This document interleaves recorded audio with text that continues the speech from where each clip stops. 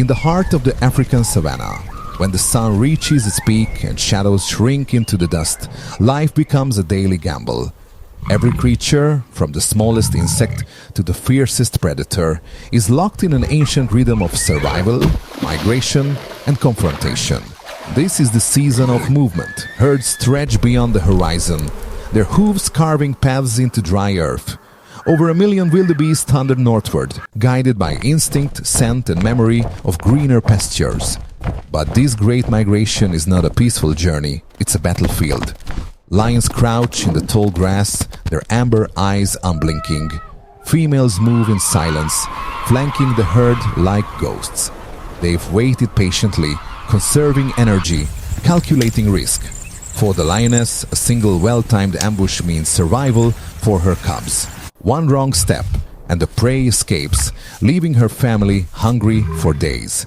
Above them, vultures circle in widening spirals, sentinels of death. Their presence marks the beginning of something greater, the deadly convergence of predator and prey. To the east, the hyena clans stir. Unlike the lion's silent grace, hyenas are rowdy opportunists. Their calls echo across the plain, signaling numbers and intent. In the chaos of a lion hunt, they wait just beyond the kill, ready to swarm and steal. Their jaws can crush bone. Their will is unrelenting. Further south, crocodiles lurk in dwindling waterholes. As herds cross rivers and swamps, these reptiles become gatekeepers of life and death. Motionless for hours, they explode from below with prehistoric force, dragging victims into muddy silence. But not all predators are giants. Beneath the underbrush, African rock pythons slide silently.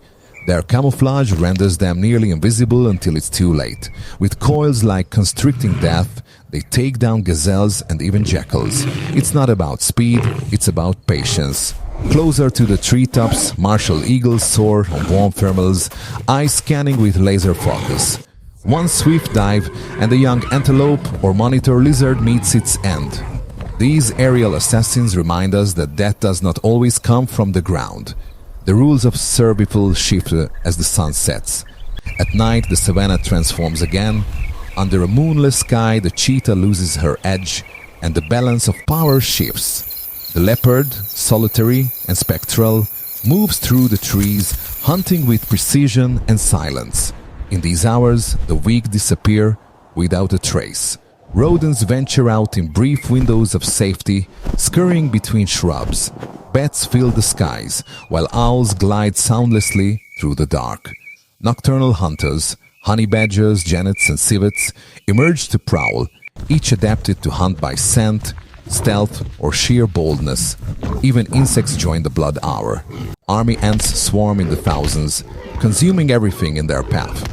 Scorpions and spiders emerge from cracks, sensing the heat of passing prey. On this stage, size matters less than strategy, and timing is everything. Meanwhile, the red dust carries the scent of fear. Each predator, from the shadows to the skies, plays its part in an ecosystem built on tension. This land is not ruled by strength alone, but by adaptability and awareness. This is Africa's blood hour. A moment in the natural cycle when hunger, heat, and instinct converge into one primal force. A cycle that has turned uninterrupted for millions of years. And tonight it begins again. Dawn returns to the savanna with a hush, a deceptive calm after a night of silent killings. The golden light spills across the plains, revealing the aftermath of the darkness. Scattered bones, disturbed soil, drag marks vanishing into reeds.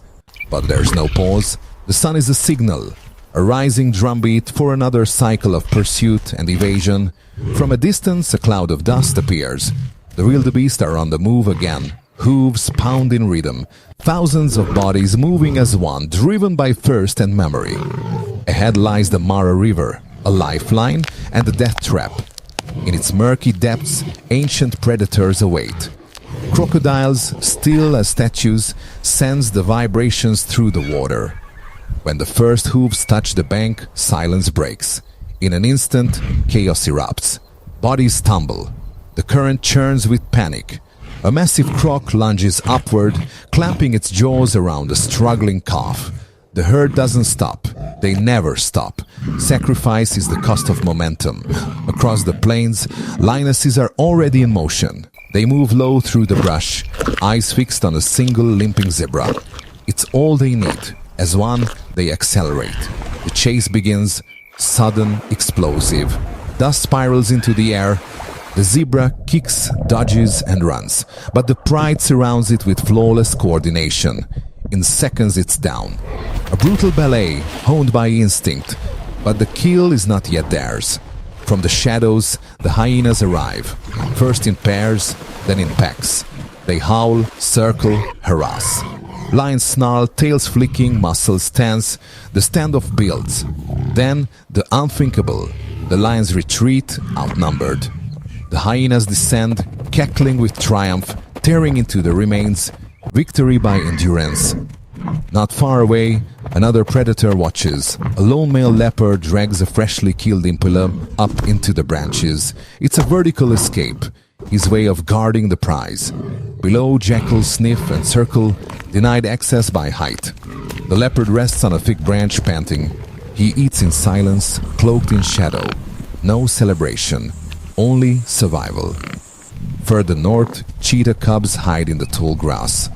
Their mother stalks a herd of Thompson's gazelles, nervous, twitching. She sprints, a blur of speed unmatched in the animal kingdom. She pins one down, suffocates it swiftly, then drags it to her cubs. But she has no time to feed. The vultures have seen her, and behind them, the hyenas are already coming. Even the fastest must look over their shoulder.